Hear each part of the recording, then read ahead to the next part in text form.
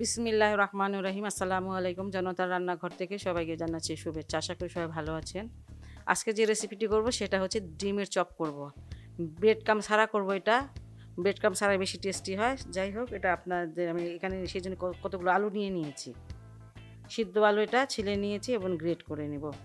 আপনারা হাতে মেখে নিতে পারেন, হাত দিয়ে চটকে নিতে পারেন, কিন্তু আমার কাছে গ্রেট করলে সুবিধা হয়, তাই গ্রেট করতেছি।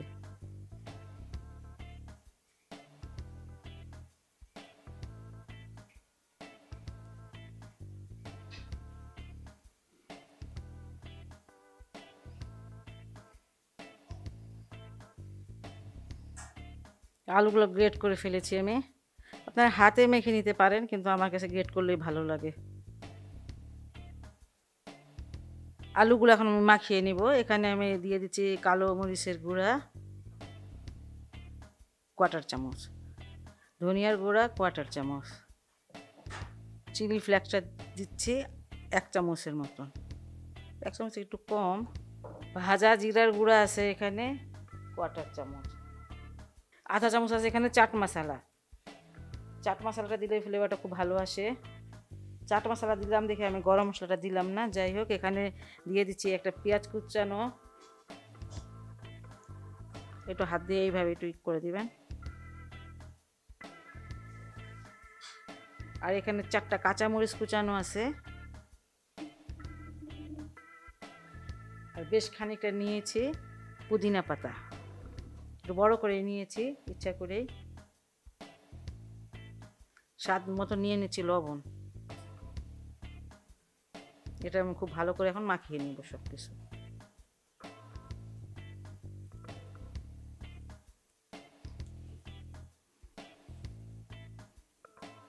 কালকে ওই চপটা বানিয়েছিলাম, অনেক ভালো লেগেছে খেতে, তাই আজকে আবার আপনাদের দেখাইতেছি। আপনারা পুদিনা পাতা যদি পছন্দ না করেন, আমাদের বাসায় আমরা সবাই পছন্দ করি, এই জন্য একটু বেশি করে দিলাম। আর আপনারা যদি পছন্দ না করেন দিয়েন না। ধনিয়া পাতা যে পছন্দ করেন ধনিয়া পাতা দিয়েন। সব মশলা দিয়ে সব কিছু দিয়ে আমি আলুটাকে খুব ভালো করে মেখে নিয়েছি। এই যেমন একটা ডো হবে। আর এখানে প্রায় 400 গ্রাম আলু আছে। আর এখানে আমি নিয়ে নিয়েছি 2টা ডিম। আর ডিমগুলো এইভাবে একটা ডিমকে 4 পিস করেছি। আর এই যে আলুটা, এটাকে আমি 4 ভাগে এই যে আলুটা, এটাকে আমি 8 ভাগে ভাগ করে নেব, কারণ 2টা ডিমে 8টা হয়, তাহলে সুবিধা হয় আর কি।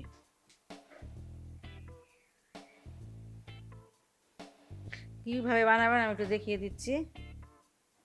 এই যে হাতের তালুতে একটুখানি তেল নিয়ে নেবেন এইভাবে, কারণ এই আলুটা একটু বেশি আঠালো। ঠিক আছে, এবার একটুখানি চাপ দিবে।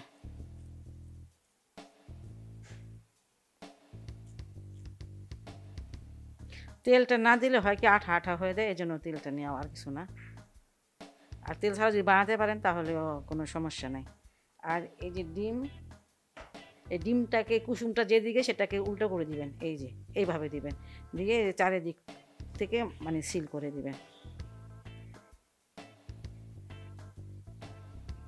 এইভাবে সিল করে তারপরে যে আস্তে আস্তে আপনার একটু লম্বা শেপ করবেন ডিমের মতনই।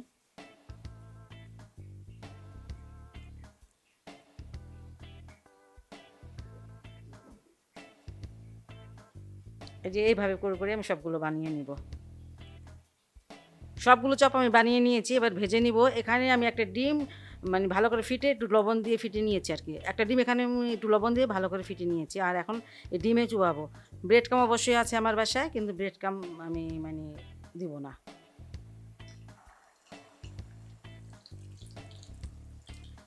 এইভাবে করে একবার খেয়ে দেখবেন যে ব্রেড ক্রাম্ব থেকে অনেক বেশি ভালো লাগে আর কি। এটা আমার ব্যক্তিগত মত। আর আমার বাসার ফ্যামিলির সবাই বলছে যে এটা ভালো, খুব ভালো লাগছে আর কি। মিডিয়াম আঁচটা কিন্তু মিডিয়াম রাখবেন। আর এই সাইডটা আমি একটু উল্টিয়ে দিচ্ছি, দেখেন মাশাআল্লাহ কালারটা কত সুন্দর আসছে।